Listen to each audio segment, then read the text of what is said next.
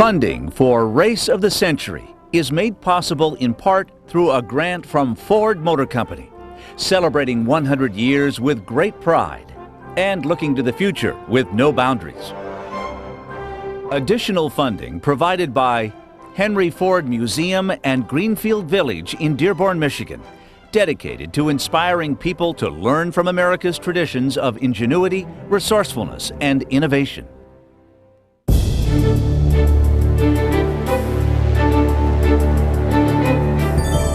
One has to project oneself back 100 years and say, well, what was the mood?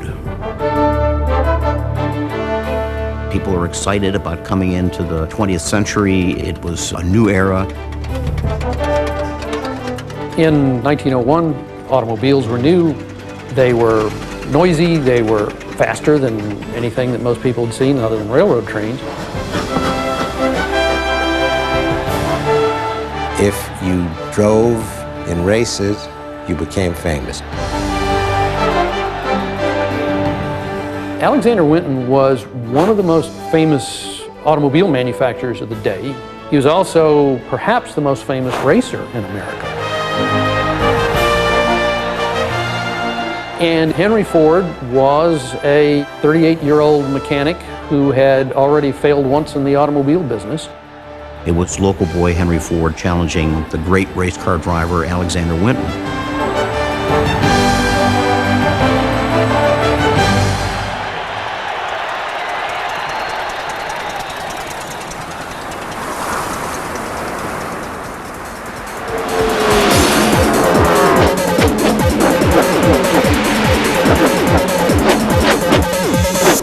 Today, the racing names are legend. Jarrett and Yarborough, Petty and Rudd. They hit speeds of nearly 200 miles per hour.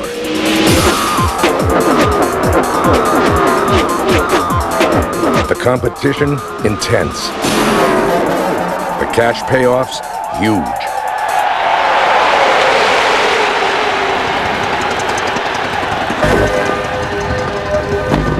100 years ago, there was only one important name in racing, Alexander Winton. And on October 10th, 1901, a single challenger, Henry Ford. The two men would tear down a dusty track, pushing their vehicles to the limit, knowing the finish line was only the beginning. This was far more than a recreational afternoon. This was an event. This was big. In 1901, auto racing was a new big attraction. Automobiles were new. A lot of people hadn't seen them. And having an auto race in Detroit was a big deal. Not everybody called them automobiles or cars. They had various names for them. So these new, let's use the word contraptions, we're going to run in Grosse Pointe. Well, everything shut down.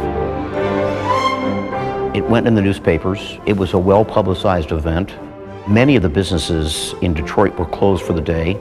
The joke is they let all the lawyers out to come to the race. 4 races were scheduled throughout the day, but everyone was really there to see the favored driver do what he did best, win. At this particular time in history, Alexander Winton was probably the major player in automobile racing at that time. Very well known throughout the country. My great-grandfather, I obviously never had a chance to meet him, but is relatively easy to know because of stories. He came to the United States out of Scotland about 1880, and the first several years he was living in New York City. And he was a plant superintendent, I believe, and then he became an engineer on freighters going down to South America and back, working on the boilers, the engines, the entire system, before he finally came to Cleveland. And this is where the Winton Bicycle Company started.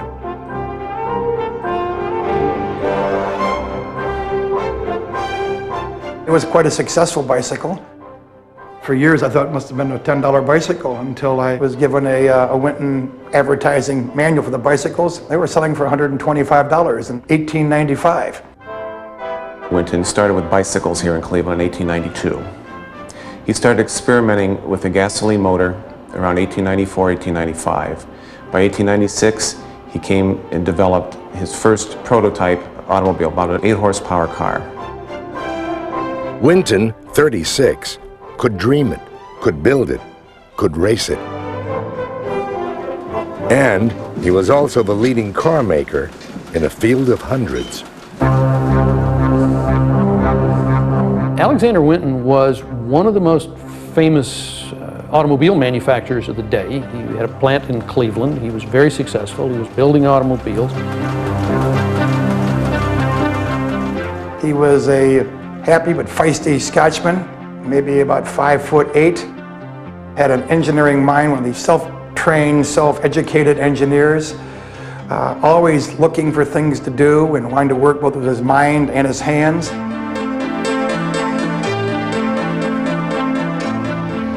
And of course, being an engineer, he read Scientific American. And Winton had a little tiny 2x2 ad in there, automobile, Winton automobiles available, $1,000.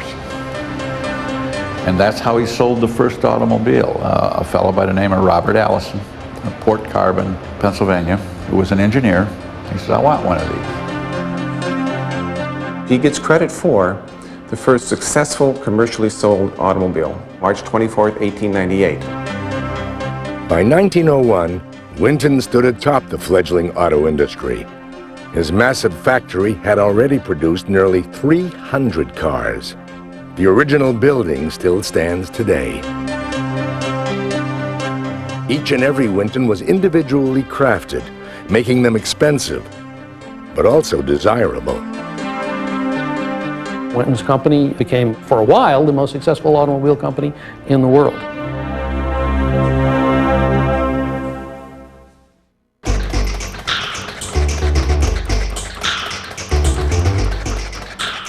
The age of the hand-built car.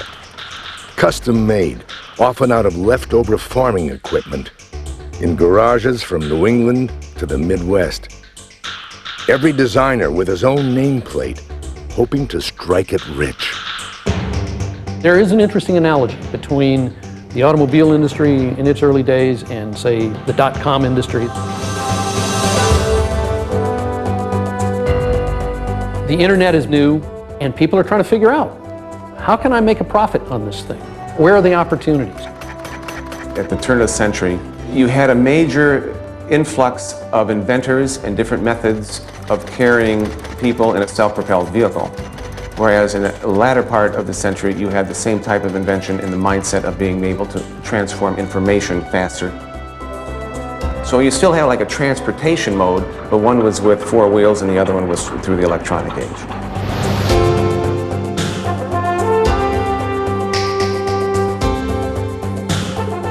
There were guys in garages with a wrench, a welding torch, and some hope. And every day there was another one. There were hundreds and hundreds of names.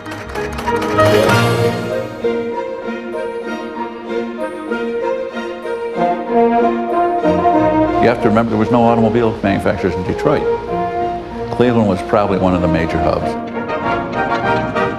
Cleveland had Peerless, Winton, White, and there was a couple other ones there. And then New England, of course, Duray and Stevens. At the turn of the century was Ransom Olds. And the Oldsmobile, the Curve Dash Olds, was supposedly the first series production car we had in this country.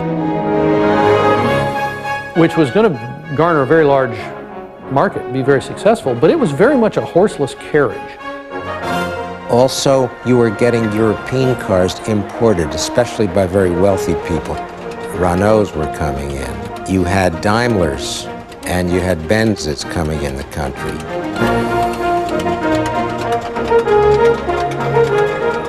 And what happened at the beginning, cars were costing $2,000 and $3,000, which were horrendous sums in 1901, 1902, 1903 in this country.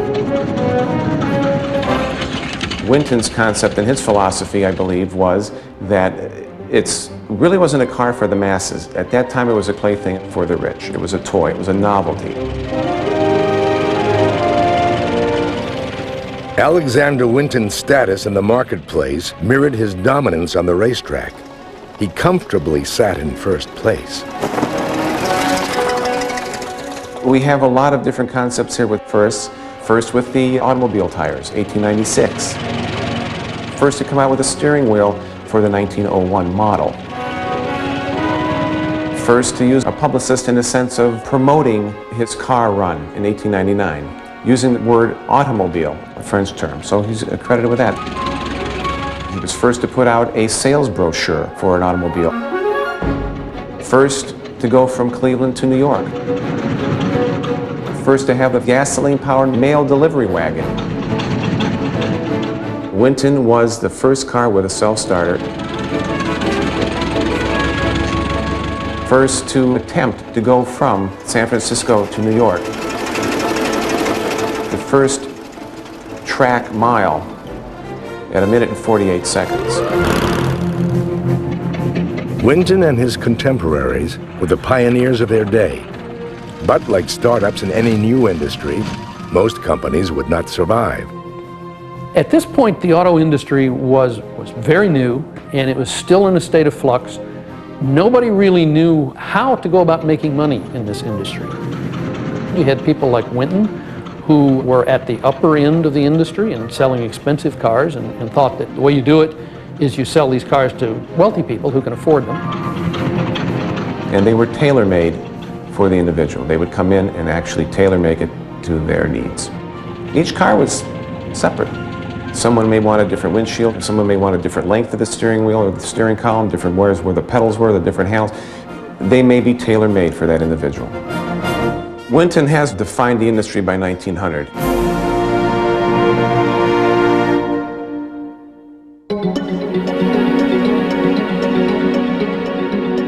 But Winton still needed to jumpstart his business, to take it further down the road.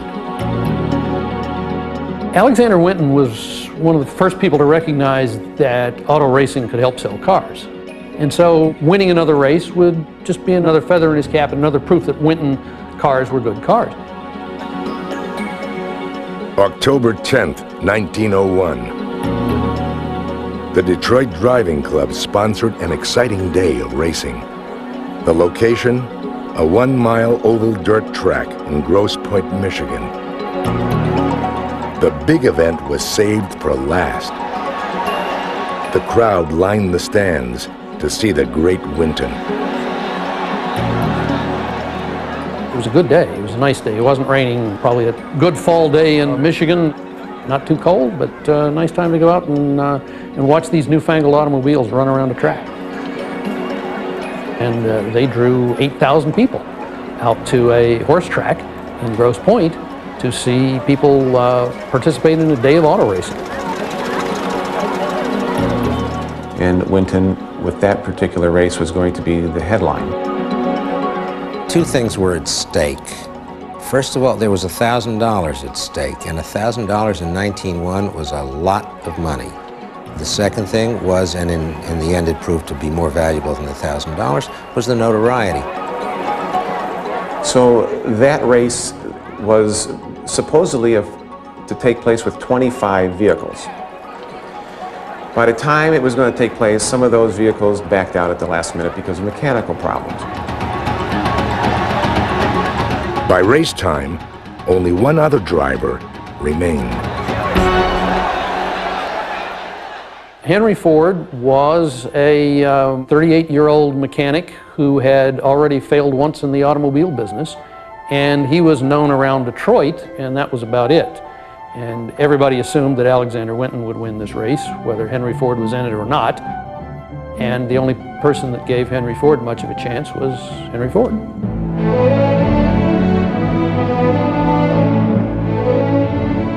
Most locals knew Ford as a Dearborn farmer with a knack for repairing watches and tinkering with engines.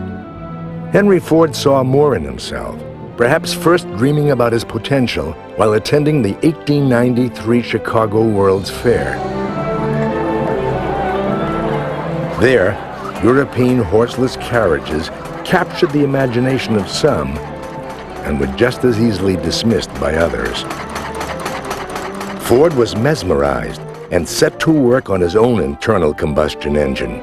Within 3 years, he built his first real car, a two-cylinder vehicle, the revolutionary quadricycle.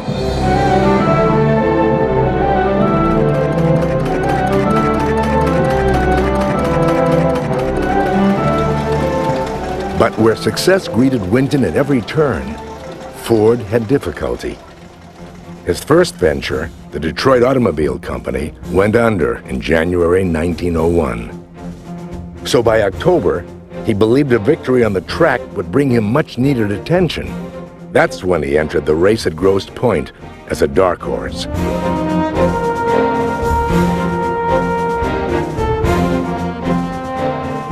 If you drove in races, you became famous. And Henry Ford was completely aware of the value of getting his name known through motorsports. The stakes were much higher for Henry Ford. He'd failed once. He was trying to get new backers for another automobile venture. He was trying to demonstrate that he was a good engineer. He wasn't making a lot of money, and as a matter of fact, he and Clara, his wife, took their son Edsel, my grandfather, and moved into Henry Ford's father's home because they literally couldn't afford to live by themselves. History says that he had a job at Edison Lighting and that he tinkered with a car in his garage. And he went to some friends and he said, "Let's build a race car." And I think they probably looked at him and said, "You're crazy." But he pursued it and built the 1901 sweepstakes car.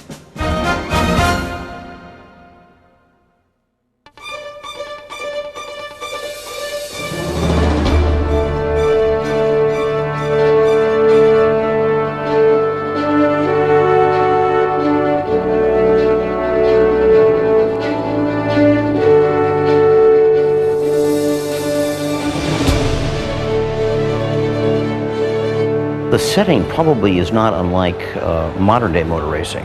And I'm sure there was a lot of excitement. Now, you can imagine all these people packed in a horse track cheering and screaming, and I mean, it really must have been quite something to see the start of that race. It was a David and Goliath story. It was local boy Henry Ford challenging the great race car driver Alexander Winton in a 10-lap race. I'm sure he was scared to death. Anybody would have been scared to death. Here's a young man in his first opportunity, and he's off challenging, then the Jackie Stewart of his time in a car race that he hoped would generate publicity for him. The two cars were rolled into position. Winton had muscle on his side, a robust 70 horsepower worth. Alexander Winton's car was a relatively large car. Winton actually ended up building 4 of these. He called them his heavy racer. Visually, you look at the two cars side by side, and Ford's car is smaller. It had about half the horsepower of Winton's car. By comparison, the Ford was underpowered, only 26 horsepower. It had not a lot of horsepower, but he also used lightweight technology because Winton's car, even though it had more horsepower, and was a bigger car and heavier. Henry Ford's vision was a smaller car, more lightweight, and a more efficient engine. Henry's car wasn't really competitive, but he had the guts to go out there and see what would happen. Ford probably had the power maybe to keep up with Alex when he first started out, but he did not have the driving experience. This was his first and only race he ever raced.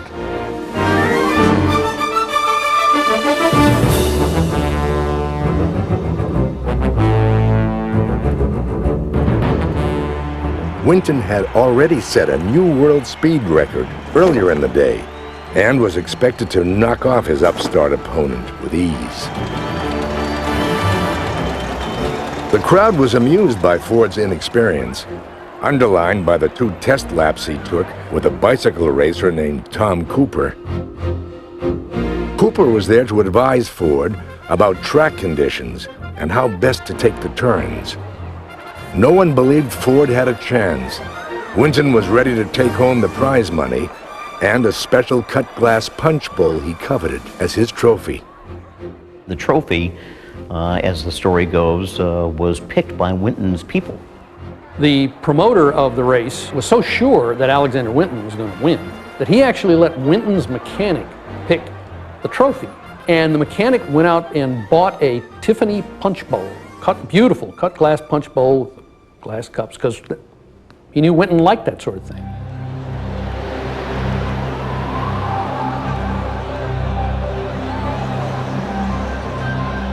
By late afternoon, the grandstand was abuzz.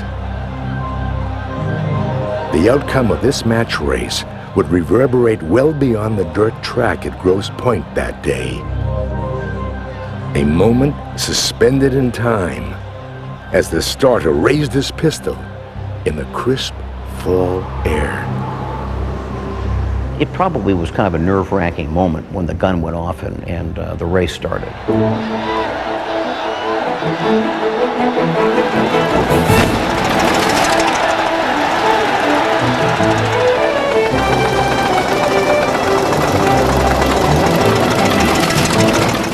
Winton aggressively charged ahead.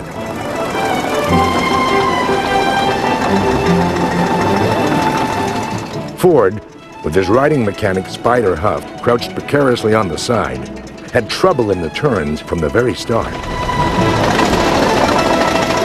Even when Huff leaned out to counterbalance, it just wasn't enough to stabilize the car. Ford had to cut the power just to stay on the track. You can imagine sitting 4 feet high on one of these contraptions that had tires that probably had a 10% chance of going 10 miles, wooden wheels, no roll bar, no fire retardant clothing, anything. We were very lucky that Henry Ford didn't kill himself in one of those things. Although the Sweepstakes in 1901 was a relatively simple race car by today's standards, it was quite common then to have a mechanic ride alongside the driver on the running board to kind of oversee the engine operation and to assist the driver in the actual operation of the hand levers. You've got a throttle and you've got a brake, a handbrake on the side of the car. You've got Spider Huff who helped build the car with you, who's, working the throttle and he's working the spark detonators. And of course, he's crouching on the side to provide ballast as my great-grandfather's making a series of left-hand turns. And I'm sure it was just frightening. By lap 3, Winton was at full stride.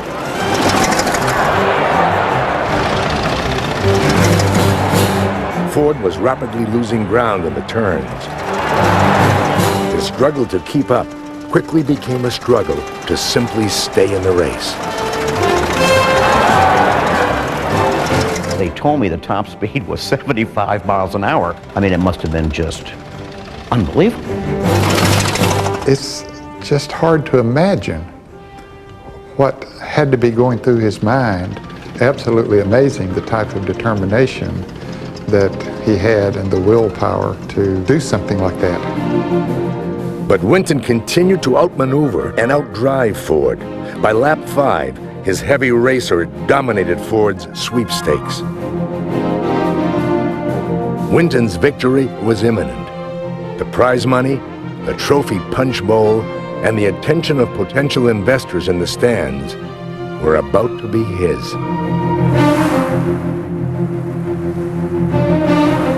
Probably around the 5th or 6th lap, Henry Ford was thinking to himself, there is no chance I'm going to win this race. Then, the unexpected. Apparently, as they were coming down the front straightaway onto the 7th lap, Winton's engine starts to sputter.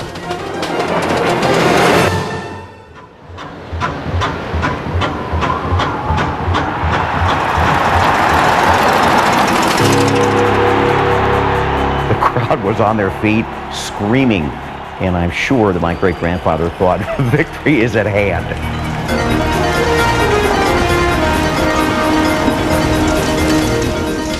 A newspaper reporter who witnessed the dusty duel wrote, "Suddenly the Winton machine began to slow down.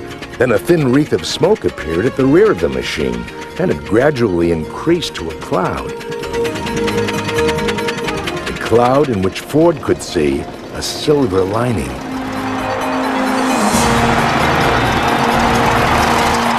Here is the best race car in the world and the best driver in the world, and his car is going, his engine's sputtering.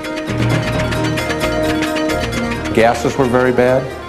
They were very, very crude, low octane, and the ignition systems were very primitive in comparison to what we know today, and you had to tinker with them all the time.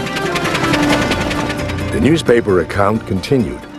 Ford swept by them as though they were standing still. Down the stretch he came like a demon, and the crowd yelled itself hoarse. He literally passed Winton on the front straightaway. I mean, I'm getting goosebumps telling you the story.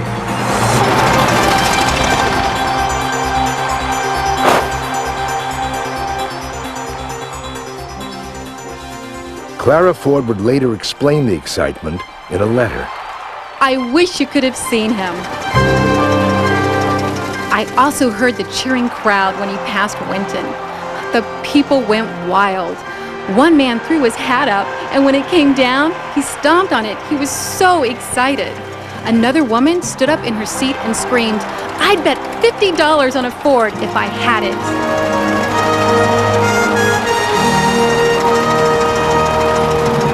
The winning time? 13 minutes, 23.8 seconds. The average speed, 44.8 miles per hour. And at the finish line, Henry Ford.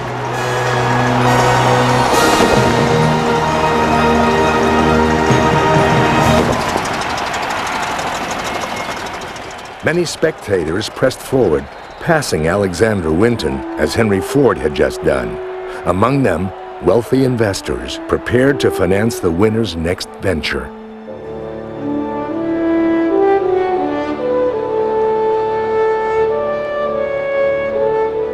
He proved two things. He proved that his car would last, and he also proved that in order to finish first, you must first finish. It's an old bromide today, but he did it. Now all of a sudden, local boy makes good, and it's Henry Ford. And he now can go to backers and say to them, "Listen, I'm serious about my notion of building cars, and I want you to support me." The today often overused phrase about a win on Sunday, sell on Monday, in those days it was win on Sunday, you get enough notoriety, you can raise money on Monday. Had Ford lost, it would have been harder for him to get another set of investors to back him in another automobile company. The race was a defining moment for what would become the Ford Motor Company.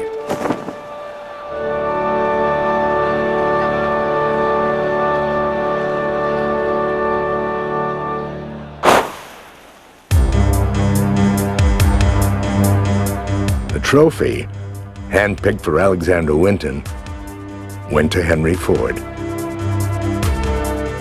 Henry's wife is kind of astonished, as she wrote in one of her letters, "Cut glass punch bowl, what am I going to do with it?" Because the Fords were pretty modest circumstances at this point, and they didn't really have a place to use this punch bowl. He gave it to Clara, and they took it home, and it sat at Fairlane literally until Clara died. In the winner's circle, a surprise announcement. After things had settled down, apparently a reporter came to him and said, "Well, Mr. Ford, are you going to race again?" And he said, "No, I'm going to leave that to the professionals." And he said, "If Winton drives my race car, we'll have a sure winner." Racing was not what he wanted to do. That was Henry Ford's last race.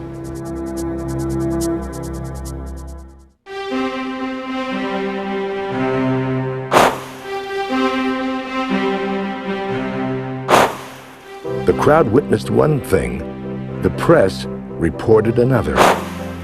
They still considered Winton their darling, with headlines celebrating his new speed record and ignoring his loss to Ford.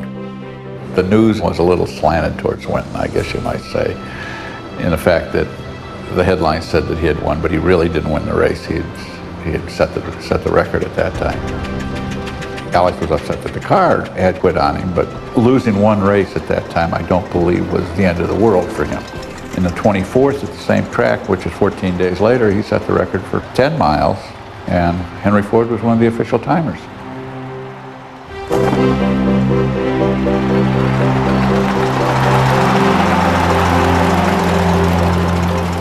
Ford's surprise upset at Winton attracted the financing necessary to create a new company just weeks after his victory. The Henry Ford Company was born on November 30th, 1901. Although Ford had declared an end to his racing career, he wasn't really through with racing. He understood the value of promoting the automobile through track competition. However, the investors who launched his new enterprise did not want to build his race cars. Ford had bigger plans than they were willing to support. In a letter to his brother-in-law, Ford wrote, "My company will kick about me following racing, but they will get the advertising, and I expect to make dollars where I can't make sense in manufacturing." Disillusioned, Ford left the company that bore his name in March of 1902. The business survived with a new name. That company went on through various iterations and became the Cadillac division of General Motors.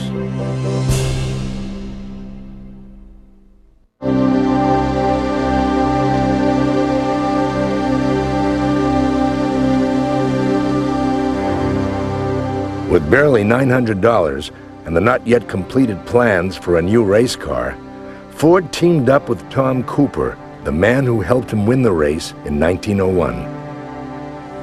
And they decided that they wanted to build a pair of racing cars. And they built these huge four-cylinder racing cars, essentially twins of one another.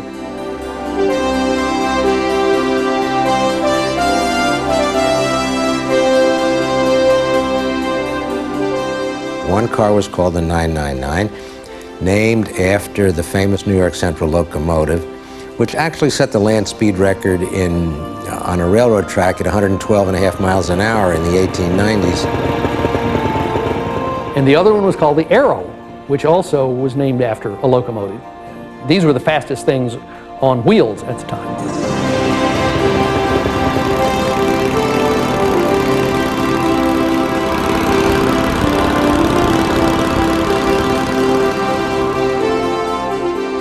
Henry and Tom Cooper built these things, wanted to race them.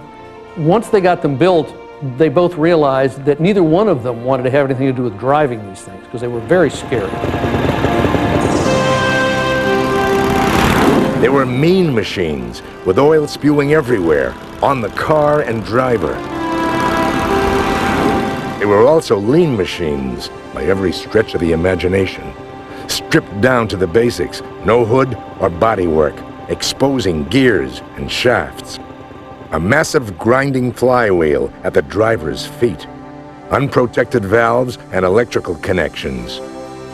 Steering was controlled by a two-handed tiller, an iron bar pivoting in the middle.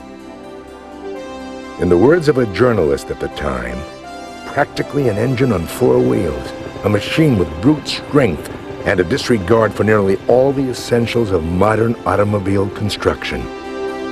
With neither Cooper nor Ford willing to drive the 999, Cooper found a daring volunteer. He says, I know this other bicycle racer who'll do anything. So they bought Cooper's buddy out, who'd never driven a car before. His name was Barney Oldfield. They put Oldfield in 999, and Oldfield took to it like a duck to water. So I can do that.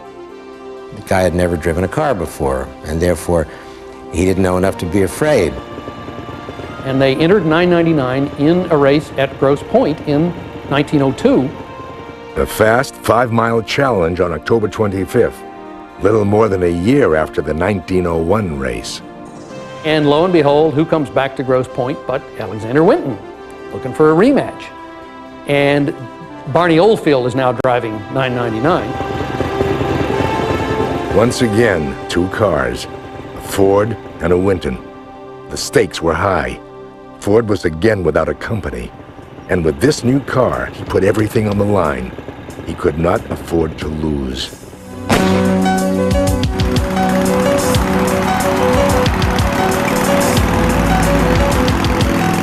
Ford wins again, beats Alexander Winton, and further enhances Henry Ford's reputation. Ford's 999 set a new record for a 5-mile race, 5 minutes, 28 seconds.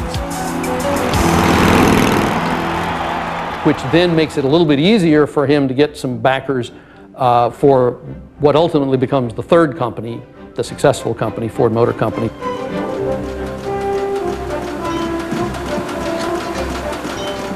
It was official on June 16, 1903. 5 weeks later, Ford's first production car rolled out at his small plant on Mack Avenue in Detroit. The 2-cylinder, 8-horsepower Model A. Top speed, 30 miles per hour. Cost, $850. Ford Motor Company flourished with 3 new models added to the line. The Model C, the Model F, and the top-of-the-line 4-cylinder Model B at a pricey $2,000. But the B was out of reach for the average consumer, like most cars of the era, and Ford wasn't pleased. He wanted to sell affordable Fords, not the fancy models favored by his chief business partner, entrepreneur Alexander Malcolmson. Despite the friction, the demanding Malcolmson pushed Ford to get behind the wheel for one more race. But this time, he would race the clock and attempt to shatter the land speed record. Ford conceded that the publicity would be too good to pass up. So in January of 1904, he agreed to drive the powerful 999's twin, the Arrow, newly rebuilt for the occasion. The largest open expanse that he could find was in the winter, was on Lake St. Clair, which is north of Detroit. Freezes solid in the winter, so they cleared off a path out on Lake St. Clair. A trial run on the ice. The heavy flywheel tore loose. Ford narrowly escaped serious injury. A second attempt, but no timers were present to verify the speed. 3 days later, it was time to go for the record. Snow pushed into piles along the 3-mile ice track. Cinders spread for traction. Henry Ford in the driver's seat. Spider Huff again on the running board. How he did it, no one is quite sure. And he had a riding mechanic hanging on the side, keeping the throttle open. And it's just incredible that he managed this. And that it wasn't a race, but it was his second and really final personal motorsports venture. It had to be one of the bravest things of all time. He bounced this thing across the ice of Lake St. Clair. At least 2 times, Ford and Huff careened off the snowbanks. The finish line loomed ahead and posed its own problem: how to stop. The rear axle brake could hardly slow them down, and so the world's fastest car, clocking an average of 91.37 miles per hour, spun into a snowbank.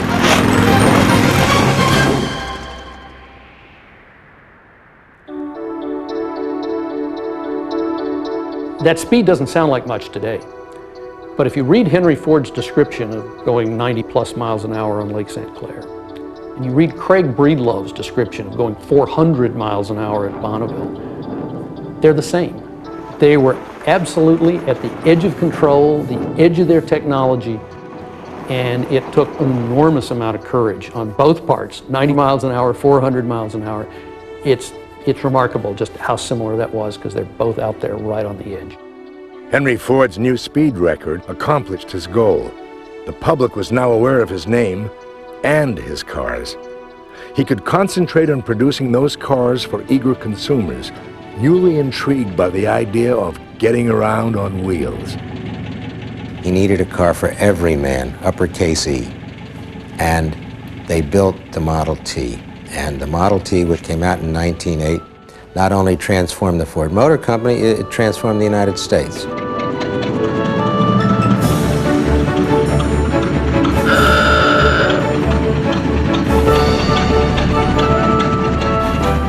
It was kind of a lower medium priced car at $850. It wasn't the cheapest. But then Henry fixed the design, and then he worked on the production system and drove the price of the car down relentlessly. 800, 700, 500, 400. By the time it went out of production, you could get a Model T for about $290. And that was the key to making the Model T just this enormous success, the most successful car that the world had ever seen. A car for the masses needed to be mass-produced. By 1913, Ford's assembly line was up and running. His innovations put him ahead of the competition, including Oldsmobile, Cadillac, Rambler, and Buick. It also put him in the classroom, where generations of students have learned about his contributions to modern manufacturing. His concern for every detail went well beyond production.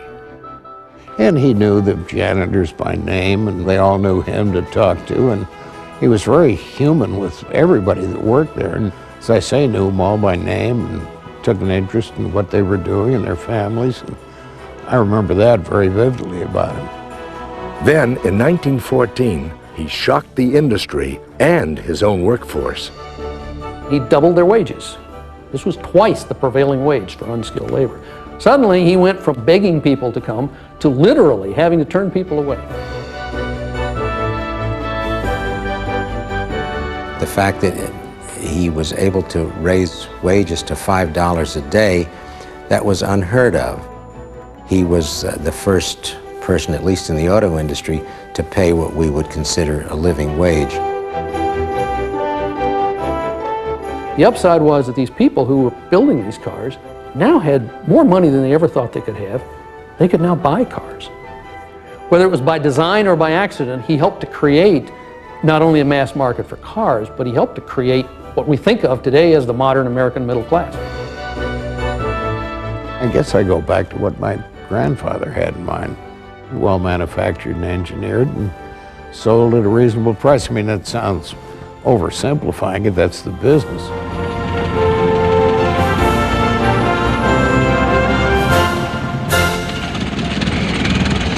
Business was booming, and Ford no longer believed racing was crucial to his success. The Model T was a going concern. They were building them as quickly as they could.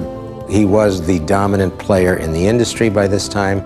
He no longer saw the necessity for competing. But his decision to leave the track behind didn't mean that his cars would remain idle.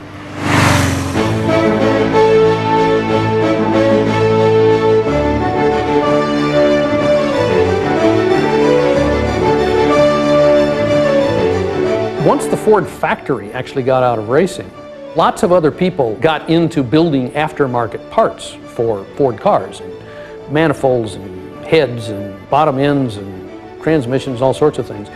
And two of the people, oddly enough, who were most successful in doing that were the Chevrolet brothers.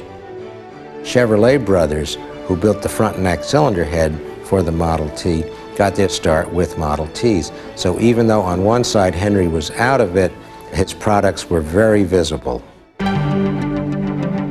Ford watched his cars roll by, on the assembly line, on the growing American roadways, on dirt, brick, and cement racetracks. 80,000 fans are here to see the first big stock car race of 1934. And they're off. 27 stock cars in a 250-mile grind. Standard passenger cars, minus fenders, windshields, and headlamps. Speeds increased, and daredevil drivers found the road to success exciting at every turn. And here's Herb Bomber in 22, a Chevrolet. There goes Bob Hahn in a Rockney. Look at number 10, Fred Frame's famous Ford, winner of the Elgin Road Race last fall. Rex Mays is after him in 21. Rex Mays is going to take him, and he does take him. There's Tony Galata in his white Chrysler. Now it's the checkered flag, the finish. And the winner is Stubblefield. Old names and new, veteran drivers and young racers, and everyone a hero. There's the flag. Away they go. The same Barney Oldfield as when he first drove a racing car for Henry Ford, back in the days of old 999.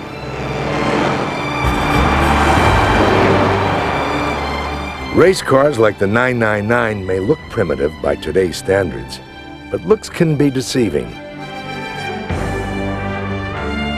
In order to build a working replica of Henry Ford's sweepstakes racer for public exhibition, engineers had to unlearn modern ways and trace automotive technology back to its roots through a meticulous examination of the original car. Well, there are no drawings of this vehicle. There are no specifications. There are very, very few pictures. So the only way possible to accomplish this task was to use the original vehicle, disassemble it for patterns to reconstruct the new vehicles or the replicas. The biggest challenge in replicating the sweepstakes car was trying to understand the theory of the technology of that day without confusing today's technology. There's a completely different mindset in how you would have done things 100 years ago with what they had available to them as far as machine tools and measuring devices and actually raw materials.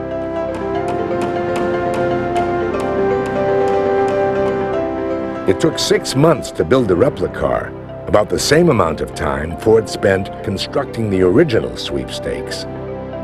When we took it out for the first time, we got it to fire up. We made all the adjustments while we were still moving down the road. The oilers and the fuel system, it was like a bite out of history. It took us back to like when Spider and Henry were first on it. You know, you felt the wind and it was just really exciting getting the thing running.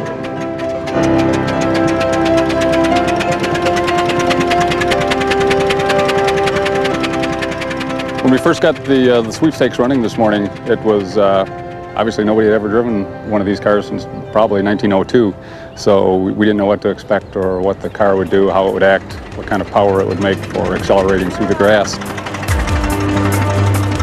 Quite an adventure at the time, quite an adventure today. I rode in the car and so did Dale Jarrett.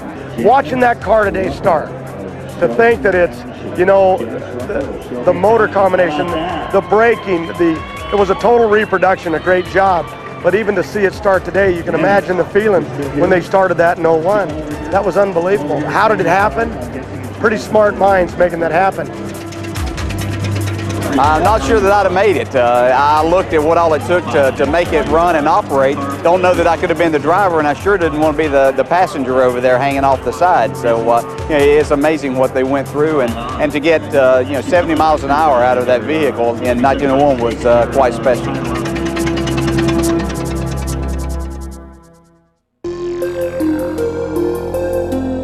From its modest beginnings in the days of the horse and buggy, auto racing has grown into the #1 spectator sport in the world. But something equally significant happened along the way. Drivers were competing in cars that came directly from automakers' everyday stock, the origin of stock cars, and racing them has benefited the consumer profoundly. Practically all innovations have come out of racing. The independent rear suspensions, the rear view mirror came from Indianapolis in 1911. The 4-valve cylinder heads were a direct descendant of racing. The inspired efforts of pioneers like Winton and Ford would be felt for decades to come. Advancements in braking, fuel systems, transmissions, and aerodynamics, along with common safety features, were all bred on the racetrack and continued to evolve. If they would withstand that kind of racing and punishment, then they were okay for the road. And I think that's when automobile manufacturers began to learn that racing could help them to build better, and safer cars for the public.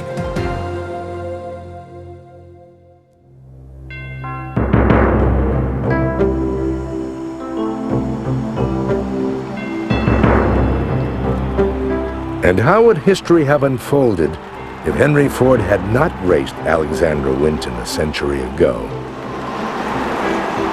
It's interesting to speculate what would have happened had Henry Ford lost the race.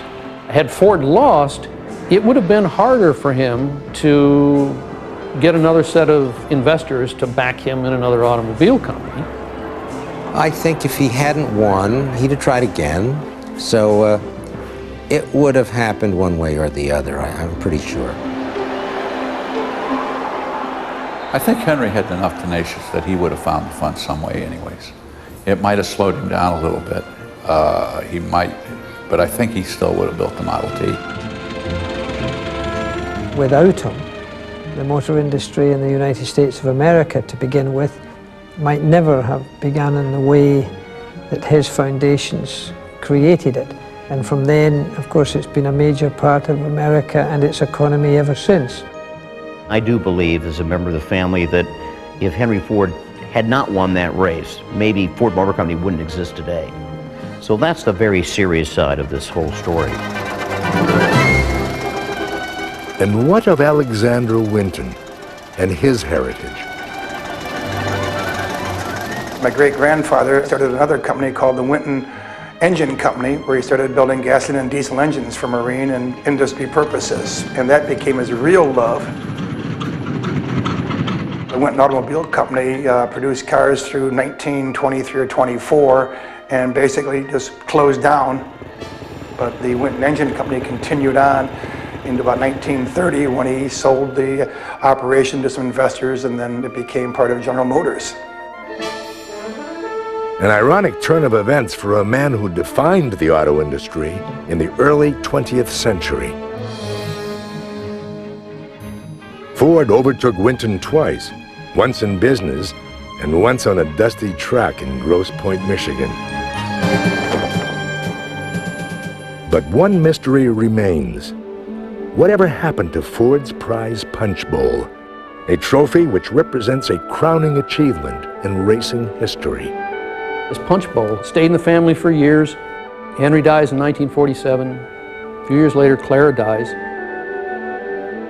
And so nobody realized how significant this Punch Bowl was. And it got sold at auction. Clara had instructed that almost all of the things at Fairlane were to be sold at auction in New York by a firm called Park Bernay.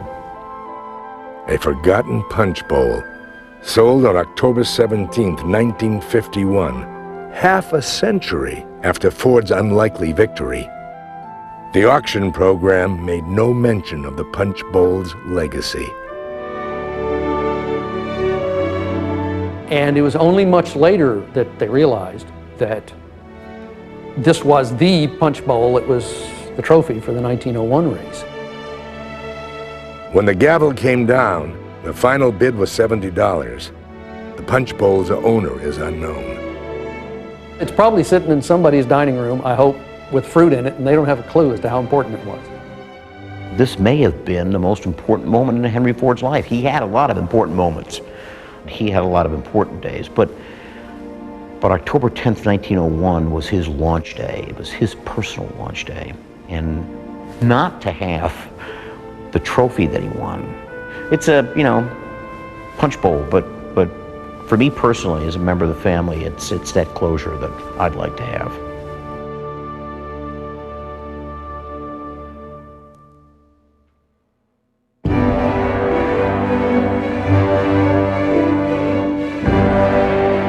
Before the automobile, personal transportation in America was limited.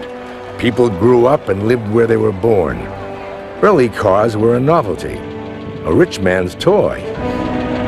The advent of an automobile that the working class could afford changed all that forever. Roads were laid, which allowed the average citizen a new freedom, mobility. The car culture was born, and there was no turning back. Through ingenuity and persistence, Henry Ford brought people closer together with the automobile. His improbable victory paved the way, putting America on wheels. And it happened in the passing lane on October 10th, 1901, in what proved to be the race of the century.